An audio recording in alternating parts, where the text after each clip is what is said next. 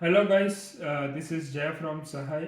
Video start होने से पहले मैं आपको बता देता हूँ कि अपकमिंग हर एक वीडियो सहाय की अब हिंदी लैंग्वेज में होंगी, क्योंकि हमारी जो ऑडियंस है उन्होंने डिमांड रखी हुई है कि इट वो एक उनको समझने के लिए इजी हो जाता है, क्योंकि ग्रुप के अंदर पेरेंट्स भी है, स्टूडेंट्स भी है, और सो उनके लिए इजी होता है समझने के लिए। सो यस, ये वीडियो और आने वाली सभी वीडियो अब हिंदी में होंगी।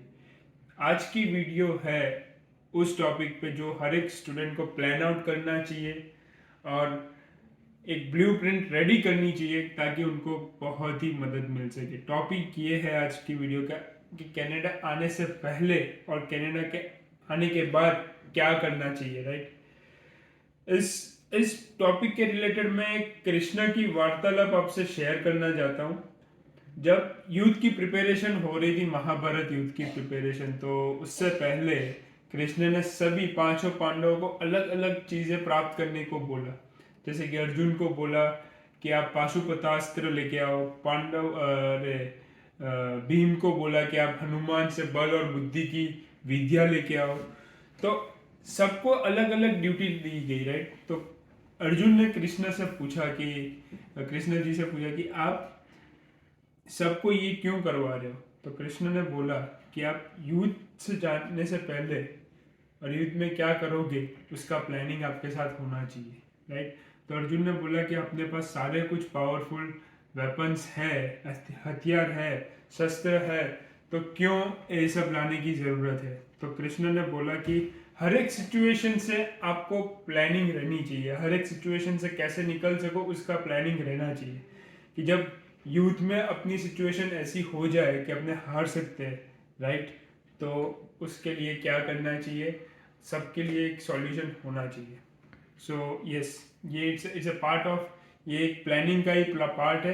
तो अपने पॉइंट टू पॉइंट डिस्कस करेंगे। कनाडा आने से पहले आपको किस चीज़ का ध्यान रखना है और उसको कैसे परफेक्ट एक प्लानिंग के तहत बनाना है। पहला पॉइंट है, आपके साथ एक डॉक्यूमेंट चेकलिस्ट होनी चाहिए जो समझा सके कि आपके कौन से डॉक्यूमेंट्स, लाइक IELTS हो गया, कॉलेज के डॉक्यूमेंट्स हो गए, एकेडमिक डॉक्यूमेंट्स हो गए, बैंक डॉक्यूमेंट्स हो गए, सारी चेकलिस्ट आपको एक प्रॉपर फॉर्मेट में बनानी है और उसके हिसाब से आपको डॉक्यूमेंट्स गैदर करने हैं, राइट। एक रेज्यूमे बनाना है आपको और एक कवर लेटर जो प्रोफेशनली अच्छा हो, राइट। ये टाइम है जब आप वीज़ा एप्लीकेशन करते हो, घर पे हो, आप फ्री बैठे हुए हो, तो एक अच्छा सा रेज्यूमे बनाओ, क्योंकि आपके यहाँ पे आने के बाद तुरंत आप डिस्ट्रीब्यूट करो रेज्यूमे, तो आपको एक जॉब मिलने की एक आस रह जाती है, आपको एक जॉब इजीली मिल जाती है। ट्राई टू, आप है ना रेफरेंस लेटर लेने को ट्राई करो अपने प्रोफेसर से, अपने प्रिंसिपल से जो कॉलेज इंडिया में आपने किए हुए, क्योंकि वो रेफरेंस लेटर आपका है ना एक पॉजिटिव इम्पैक्ट क्रिएट करता है in the I of employer. फिर जोग्राफिक रूल्स एंड रेगुलेशन की थोड़ी इंफॉर्मेशन गैदर करो, क्योंकि आपको फिर कनाडा का पता चलेगा कि कनाडा की सिस्टम क्या है, राइट। जिस एरिया में जा रहे हो उसका जोग्राफिक नेचर क्या है, सारा कुछ पता चलेगा एंड इट विल, आपको मदद होगा इस चीज़ के लिए कि आप यहाँ पे प्रिपेयर आए हुए हो कि कैसे लाइक सिस्टम चलती है, सारा कुछ। और मिरर के सामने बैठो, अज्यूम करो कि सामने प्रोफेसर बैठा हुआ है या कोई इमिग्रेंट ऑफिसर बैठा हुआ है जो आपका इंटरव्यू ले रहा है at the time of airport, right. Airport पे आपका इंटरव्यू ले रहा है, तो इस हिसाब से आपके वर्डिंग्स, आपको क्या बोलना है, कॉन्फिडेंस लेवल क्या होना चाहिए, सारा कुछ ध्यान में रख के प्रिपेयर करो। उस आंसर क्वेश्चन सेशन के लिए प्रिपेयर करो जो आपको एयरपोर्ट पे ऑफिसर्स पूछते हैं, राइट। आपके पास अगर इंडिया में टाइम है, लाइक 6-7 मंथ्स टाइम है, तो कोई जॉब करो ताकि आपको पता चल सके कि वर्क एनवायरनमेंट क्या होता है, वर्क जॉब एनवायरनमेंट क्या होता है, राइट।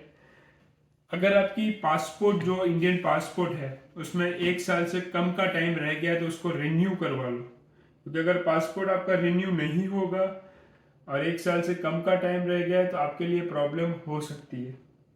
DLI एक्सट्रैक्ट लेके आओ। DLI एक्सट्रैक्ट क्या होता है, एक एक्सपीरियंस होता है कि आपको इंडिया में इतने टाइम का एक्सपीरियंस है। नोट यहाँ पे ये करनी है कि इंटरनेशनल लाइसेंस नहीं चाहिए, you want DLI extract letter, right. उसका एडवांटेज ये है कि यहाँ पे 3 टाइप की लाइसेंस की प्रोसेस होती है। फर्स्ट होता है G1, G2 and G, right. So G1 जैसे आप देते हो उसके 8 मंथ्स वेट करना पड़ता है G2 के लिए। आपके पास DLI एक्सट्रैक्ट है तो आप G2 ऑन द स्पॉट आपको तुरंत ही दे सकते हो आप G1 के बाद। आपका एक कंफर्मेशन ये भी होना चाहिए कि आपकी कॉलेज DLI रजिस्टर्ड है कि नहीं, राइट। आपने जिस कॉलेज में एडमिशन लिया है वो डेजिग्नेटेड लर्निंग इंस्टीट्यूट है कि नहीं वो देखना चाहिए। अगर नहीं है then don't go for it, क्योंकि आपको PGWP नहीं करवा के दे सकता। PGWP मतलब वर्क परमिट नहीं दिलवा सकता, उसके कोई भी डॉक्यूमेंट्स है और वर्क परमिट के लिए एलिजिबल नहीं है, तो ध्यान रखना है, राइट। और आप एक और चीज़ का ध्यान रख सकते हो, वो करना है कि आपकी फीस सारी कुछ पेमेंट हो जाए, आप डायरेक्ट कॉलेज को कॉल कीजिए, आप कंफर्म करवाइए कि हमारा एडमिशन का स्टेटस क्या है, सारा कुछ बैकअप रखिए। GIC जिस बैंक में आपने ओपन करवाई है वहाँ से आप कंफर्मेशन करिए, इंटरनेशनल नंबर पे कॉल करके, और उनसे कंफर्म करिए कि आपके GIC आपको मिल गई है, like everything is okay and all. तो आपके लिए सारा कुछ आने के बाद सारा कुछ इजी हो जाता है। आप वहाँ पे बैठ के भी अकोमोडेशन फाइंड कर सकते हो, राइट। तो उसके लिए क्या करना है कि आप सहाय की ग्रुप लिंक मैं डिस्क्रिप्शन में डाल दूंगा, उसको क्लिक करके ग्रुप में आप ज्वाइन होना है, तो आपको इजीली आपको अकोमोडेशन की हेल्प मिल जाएगी। आप 3 सेट्स, आपकी जो डॉक्यूमेंट चेकलिस्ट है ना उसकी जेरोक्स, उसकी फोटो कॉपी करवाइए 3 सेट्स, और 3 सेट्स एक साथ नहीं होने चाहिए। एक आपके हैंडबैग में होना चाहिए, एक आपके लैपटॉप के बैग में होना चाहिए, और एक आपके फाइल में होना चाहिए, राइट। क्योंकि आपके अगर ओरिजिनल डॉक्यूमेंट ट्रैवल के टाइम पे मिसप्लेस हो जाते हैं तो you have the backup, okay. और ये होता है कि कई इंटरनेशनल स्टूडेंट डॉक्यूमेंट्स मिसप्लेस कर जाते हैं, कोई फ्लाइट में छोड़ आता है, कोई एयरपोर्ट पे छोड़ आता है, राइट। ये किस्से होते हैं यहाँ पे। सो तीन कॉपी एटलीस्ट रखिए, और वो अलग अलग जगह पे रखिए, राइट। फ्लाइट ऐसी लो जो वन स्टॉप हो, राइट। क्योंकि आपके लिए अगर वन स्टॉप से ज़्यादा होगी तो हैक्टिक हो सकता है, क्योंकि आपको हर एक बार इमिग्रेशन चेक, सिक्योरिटी चेक से जाना है, राइट। और आपको यहाँ से वहाँ भागना है, उस गेट से उस गेट तक भागना है। तो ट्राई करिए वन स्टॉप से ज़्यादा वाली फ़्लाइट ना लो।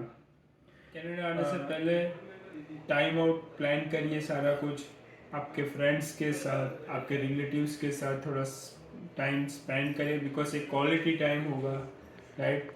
फिर आपको लॉन्ग टर्म तक उनको मिलने का चांस नहीं मिलेगा। It will be emotional time for you, but it will be a quality and motivative time for you, right. इससे भी इम्पोर्टेंट टाइम है कि आप अपने पेरेंट्स के साथ जितना रह सके उतना रह लो, क्योंकि कहते हैं ना कनाडा आने के लिए आप फैमिली को छोड़ के आते हो, उसका वो सेक्रीफाइस नहीं होता था। पेरेंट्स आपको जो 25 साल आपको उन्होंने 25-20 साल आपकी केयर की है, वो आपको अलग भेज रहे अपनों से, क्योंकि आपका करियर बन सके, आपका फ्यूचर बन सके।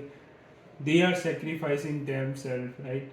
सो उनके साथ क्वालिटी टाइम स्पेंड करिए, हो सके तो उनको हिम्मत दीजिए, स्ट्रेंथ बनिए उनकी, राइट।